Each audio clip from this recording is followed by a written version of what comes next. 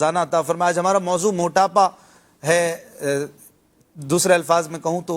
بھوک کے فضائل بھی ہم کچھ سننے کی سعادت پائیں گے کہ کم کھانا کتنا فائدہ مند ہے، بھوکا رہنا بھی ہمارے لیے فائدہ مند ہوتا ہے کہ جو پیٹ کا برتن ہے نا، اس سے سب سے برا برتن بھرنا کہا گیا ہے۔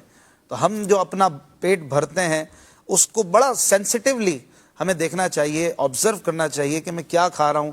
کتنا کھا رہا ہوں، کیسے کھا رہا ہوں۔ ہر چیز میں ہمیں ایک حساب، ایک معیار مینٹین کرنا یہ ضروری ہے۔ میرے پیر و مرشد امیر اہل سنت کی کتاب پیٹ کا قفل مدینہ، اس کو بھوک کے فضائل کے نام سے بھی یاد کرتے ہیں، یہ کتاب بھی لاجواب ہے۔ اس کے بھی کچھ اقتباسات ہم شامل کرنے کی کوشش کریں گے۔ اس میں جو پہلی لائن امیر اہل سنت نے لکھی ہے وہ بڑی بہترین، اور یوں کہیے کہ پورے موضوع کا کنکلوژن بھی اسے کہا جا سکتا ہے کہ اپنے پیٹ کو حرام غذا سے بچانا اور حلال غذا بھی بھوک سے کم کھانا، یہ ہے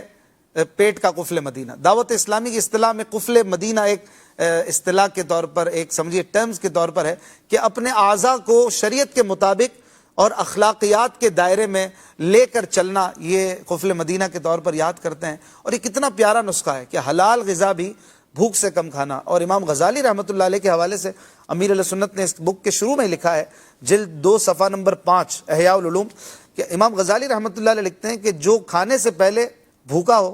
بھوک لگی ہو اور ابھی بھوک باقی ہو کہ ہاتھ کھینچ لے، وہ کبھی طبیب کا محتاج نہ ہوگا۔ میں چاہتا ہوں پہلے کچھ قرآن و حدیث سے، کچھ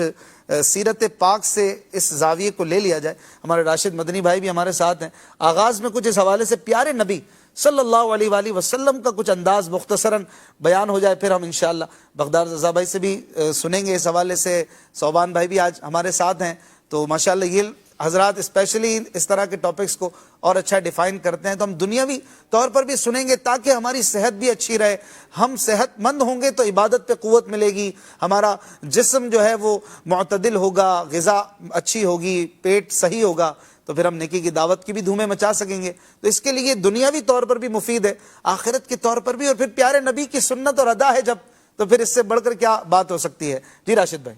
بسم اللہ الرحمن الرحیم۔ نبی کریم رؤوف الرحیم صلی اللہ تعالی علیہ وسلم کی شخصیت کو اگر دیکھا جائے، ویسے تو آپ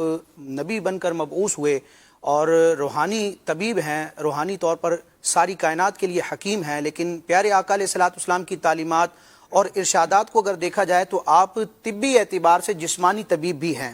نبی کریم صلی اللہ تعالی علیہ وسلم کے فرامین، آپ کی عادات، آپ کی استعمال کردہ غذائیں اور اپنے صحابہ کرام کے لیے پرہیز کے طور پر کئی ایسے فرامین موجود ہیں جو اس بات کا پتہ دیتے ہیں کہ آج بھی جو میڈیکل اور سائنس کی دنیا میں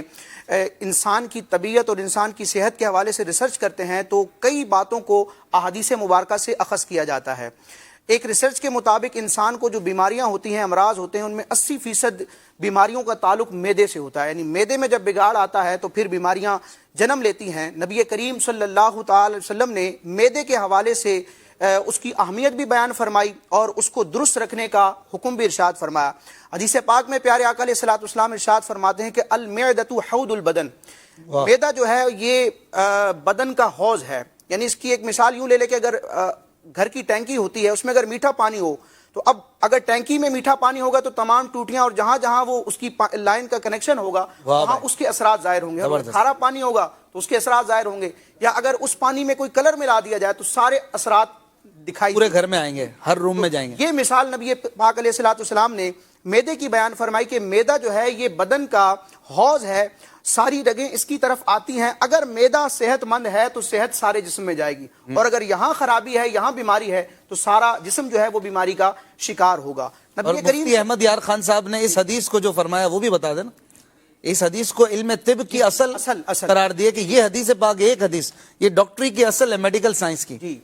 اب موٹاپے کے حوالے سے اسپیشلی ہمارا موضوع ہے، تو اس حوالے سے ایک حدیث پاک ذکر کروں گا اور شرعی نقطہ نظر سے کس موٹاپے کو مذموم قرار دیا گیا ہے اس کو بھی میں بیان کروں گا، کیونکہ عموماً جب موٹے بندے کو دیکھا جاتا ہے تو لوگ بری نظروں سے ہی دیکھتے ہیں یا اس کو مذموم ہی سمجھتے ہیں۔ بعض اوقات غیر فطرتی طور پر انسان کا اپنا اس میں کوئی کسب و کوشش نہیں ہوتی، ایک قدرتی طور پر اس میں موٹاپا ہوتا ہے، اور صرف کھانا پینا ہی موٹاپے کا سبب نہیں ہوتا۔ بعض اوقات ایسی بیماریاں ہوتی ہیں یا کچھ دواؤں کے سائیڈ ایفیکٹس ایسے ہوتے ہیں کہ انسان کا جسم پھولنا شروع ہو جاتا ہے، اور بعض اوقات ایسا ہوتا ہے کہ زیادہ کھانے والا پتلا نظر آتا ہے اور کم کھانے والا موٹا ہوتا ہے، تو ہمیں شک کی نگاہ سے یا بری نگاہ سے نہیں دیکھنا چاہیے، اور نہ ہی دل آزاری کرنے کی شریعت اس معاملے میں اجازت دے گی۔ جہاں بھی موٹاپے کی مذمت کی گئی ہے، علماء نے ان احادیث کی یہ تشریح کی ہے کہ اس موٹاپے کو شریعت نے مذموم قرار دیا ہے کہ جو عیش و عشرت کے لیے اور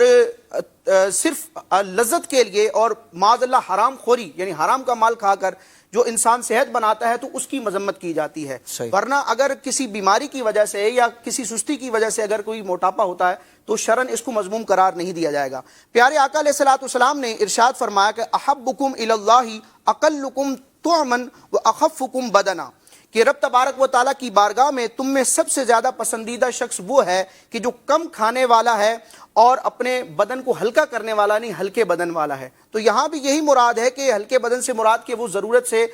جو ضرورت کا کھانا ہے وہ تو کھائے گا، لیکن ضرورت سے زیادہ، جس کو اسراف کے ٹاپک میں بھی ہم نے لیا تھا کہ حد سے زیادہ کھانا جو انسان کو بیماریوں کی طرف لے کے جائے، اس سے انسان کو بچنا چاہیے۔ اور امیر علیہ سنت نے اس حدیث پاک کے تحت جو اعلیٰ حضرت نے فتاوی رضویہ شریف میں لکھا ہے وہ بھی شروع میں بیان فرما دیا تھا۔ وہ بڑا خیال رکھتے ہیں، ہمارا شروع میں ہی سنبھال لیا تھا کہ بھائی یہ ضرور بیان کر دینا کہ اس حدیث میں اعلیٰ حضرت نے یہ فرمایا کہ جو دبلا پسندیدہ فرمایا گیا یہ وہ ہے جو خوف خدا کی وجہ سے دبلا ہو گیا ہو اور اپنے جسم کو اس نے خوف خدا کی وجہ سے گھلا دیا۔ تو بڑی پیاری بات ہے۔